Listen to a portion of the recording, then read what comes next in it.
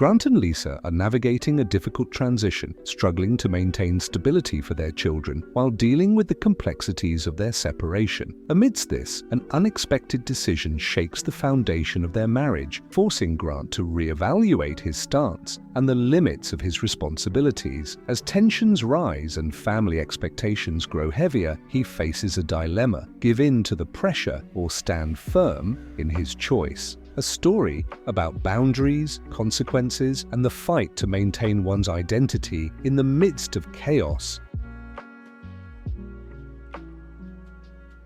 My wife wanted to be the surrogate for her sister and Bill. I warned her not to do it, but she did it anyway, saying it's my body, my choice. I still have trouble wrapping my head around it sometimes. My soon-to-be ex-wife Lisa and I are technically still married, but only because of the legal system. Where we live, you have to be separated for 12 months before you can actually get divorced, which honestly just feels like dragging out the inevitable at this point. During this so-called cooling-off period, she was supposed to find her own place nearby to make 50-50 custody of our 3 kids easier. Why are we getting divorced? Well, Lisa's twin sister Sarah came up with this brilliant idea that Lisa should be their surrogate. Sarah and her husband Kevin have apparently been struggling to have kids. I get it, that sucks for them. But instead of, I don't know, using a regular surrogate or adoption or literally any other option, they decided that because Sarah and Lisa are twins, Lisa was the perfect choice to carry their baby. The worst part, I didn't even find out about this plan until way later. Turns out this had been in the works for weeks before I even caught a whiff of it. It wasn't like they sat down with me to have a proper conversation. No, that would have been too logical. Instead, Lisa just kind of casually mentioned it to me one night like it was no big deal. I remember exactly how it went down. We were sitting on the couch, and she just came out with it. So I've been thinking about doing something really important for Sarah. She said, scrolling on her phone like we were just talking about what to have for dinner. Yeah, I glanced at her. What kind of important thing? She finally looked up. I'm going to be her surrogate. At first I thought she was joking. I let out this half laugh, waiting for the punchline, but she just kept looking at me like she was expecting me to be happy about it. Wait, what? I sat up straighter. Like, you're going to carry their baby? She nodded, smiling like it was the most natural thing in the world. Yeah, Sarah and Kevin have been trying for so long, and since we're identical twins, it's practically like Sarah's carrying her own child. My stomach sank. Lisa, are you serious? When did this even come up? She shrugged. A few weeks ago. We've been talking about it for a while. I stared at her, trying to process what I just heard. And you didn't think to mention it? To me. Lisa sighed, setting her phone down. Grant, this isn't about you. It's my body, my choice. I don't need permission. Permission? Lisa, we're married. This is a huge decision, one that affects both of us. How could you not talk to me about this first? She rolled her eyes. I'm telling you now. Oh great, now? After you've already made up your mind? That's not how marriage works. Her expression hardened. Look, I knew you'd react like this. That's why I waited. But this is happening. Grant, whether you support me or not. I let out a breath, shaking my head. So that's it. Either I get on board or what? She crossed her arms. Or maybe we should rethink things. And there it was. The ultimatum. She didn't say it outright, but the message was get on board or get out. I couldn't believe it. It wasn't just the surrogacy itself that bothered me though. Yeah, that was a huge part of it. It was the fact that this had all been planned behind my back. Lisa, Sarah,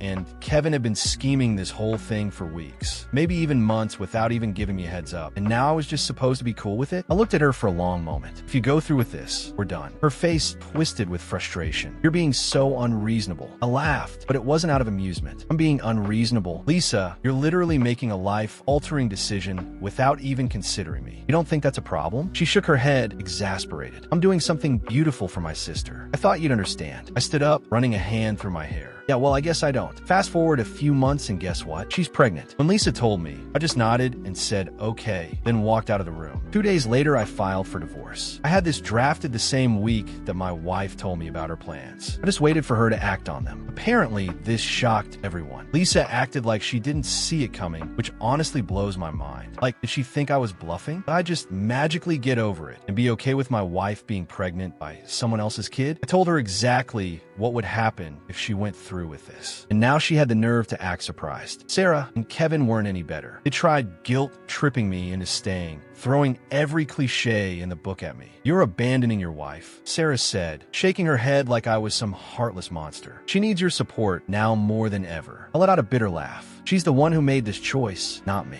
Kevin, always the diplomat, tried to soften the blow. Grant, this is a beautiful thing she's doing for us. Don't you see that? Oh, I see it, I said, crossing my arms. I see that you too wanted a baby and Lisa decided to carry it without even talking to me first. That's not a marriage. That's not a partnership. That's just a decision she made. And now she gets to deal with the consequences. Sarah's eyes narrowed. You vowed to stand by her no matter what. And she vowed to respect me and not make life-changing decisions behind my back. I shot back. So here we are. And that was that. I filed the paperwork and the separation officially began. At first, Lisa acted like she didn't care. She kept that same self-righteous attitude, like she was above it all. I don't need you, she said one night after I told her I was done discussing it. Great, I said. Then do that. But as the months passed, reality started catching up to her. Suddenly, she wasn't as confident. She wasn't as in control. After I filed for divorce, the tension in the house became unbearable. Lisa started acting like nothing had changed, like I was still supposed to care about her pregnancy. Or worse, like I should be involved in it somehow. Meanwhile, I'd already mentally checked out. Why would I invest energy into a pregnancy that wasn't mine? A pregnancy that was the exact reason we were splitting up. She didn't move out, of course. Finding a place in our area wasn't easy, especially not while pregnant. She kept saying she wanted to stay close for the kids' sake. But let's be real,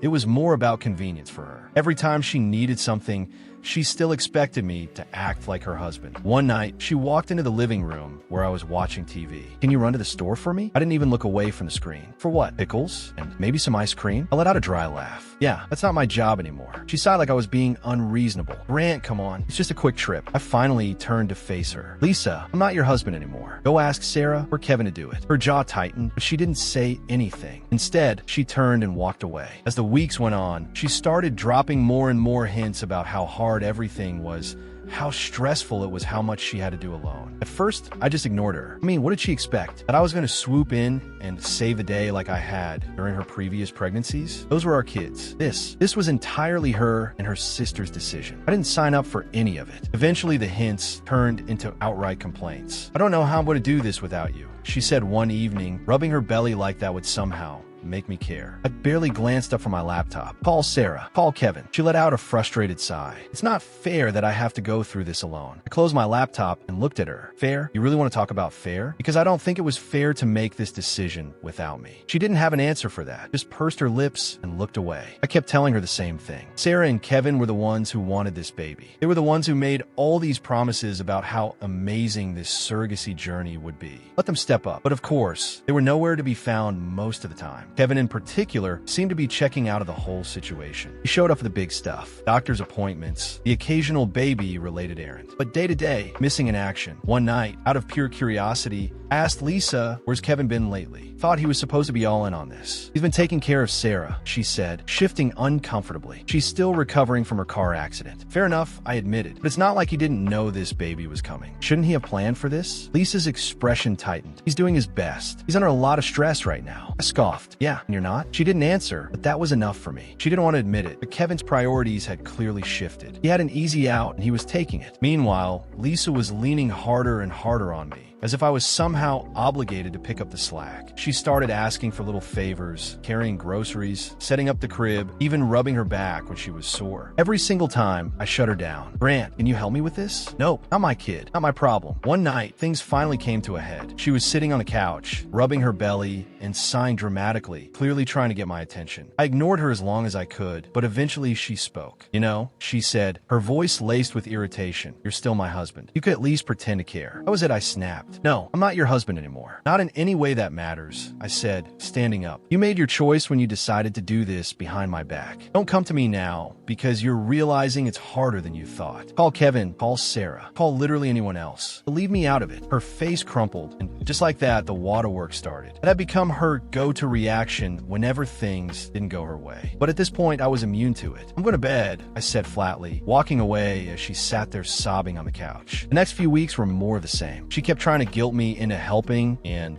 I shut her down every time. It wasn't just about setting boundaries for myself, though that was a big part of it. It was also about principle. If I started helping now, even a little, Lisa would take it as a sign that I was softening, and then I'd never be able to get out from under her demands. Things took another turn when the baby was born. I stayed out of it completely. Didn't go to the hospital, didn't visit, nothing. I told her ahead of time that I wouldn't be involved, so it wasn't like she didn't know. Still, she called me from the hospital, crying and begging me to come. Grant, please, I don't want to do this alone. She sobbed into the phone. I'm scared. I kept my voice calm and firm. You decided to get screwed by a man who was not your husband. That decision was made by you alone, so don't drag me into this. Kevin, put that baby in. You better call him. She let out a shaky breath. I did. He's not picking up. Then call Sarah. Call your mother. This is their problem, not mine. You're being cruel, she whispered, her voice thick with tears. I sighed. No, Lisa, I'm keeping my word. You knew where I stood before any of this happened. She didn't respond. A second later, the line went dead. When she came home with the baby, that's when the real chaos started. It was like she thought that bringing the baby into the house would magically make me care. It didn't. She started leaving baby things all over the place. Bottles in the kitchen, diapers on the couch. Like some kind of psychological warfare tactic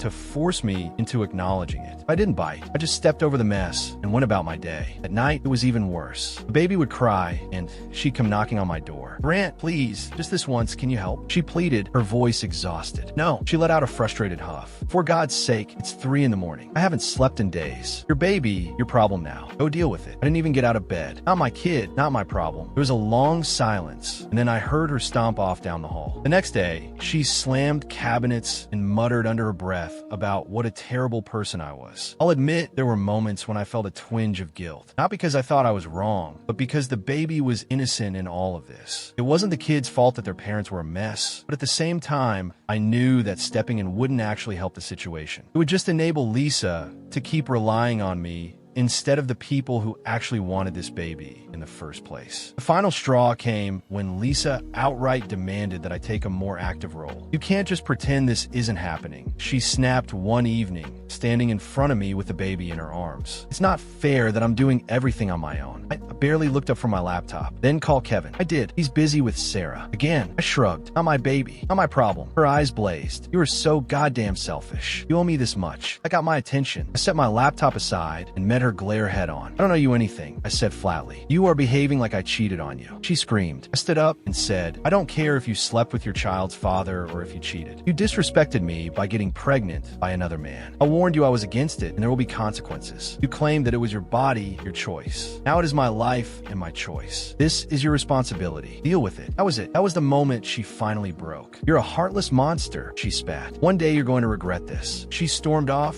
and for a second I thought that was the end of it. But then an hour later, she reappeared, a bag slung over her shoulder and the baby bundled up in her arms. I can't do this, she said, her voice shaking. Not with you acting like this. I just nodded. She stared at me for a long moment, waiting like she thought I might try to stop her. I didn't. 2 days later, Lisa left with the baby. I thought, finally this might actually be the break I need. I wasn't naive enough to believe she was gone for good. But for a couple of days, the house was quiet. No crying baby, no guilt trips, no arguments. It felt like a weight had been lifted off my chest. But of course, nothing ever stays simple when Lisa is involved. The call started the next morning, first from her mom, then her sister. Yes, the same sister who masterminded this whole mess, and even her sister's husband. It was like they had coordinated a campaign to wear me down. Every single one of them had the same talking points. Lisa was overwhelmed. The baby was innocent, and I needed to step up for the sake of the family. Sarah, her twin sister, was especially relentless. She left a long voicemail dripping with condescension. I cannot believe how heartless you are, Grant, she said,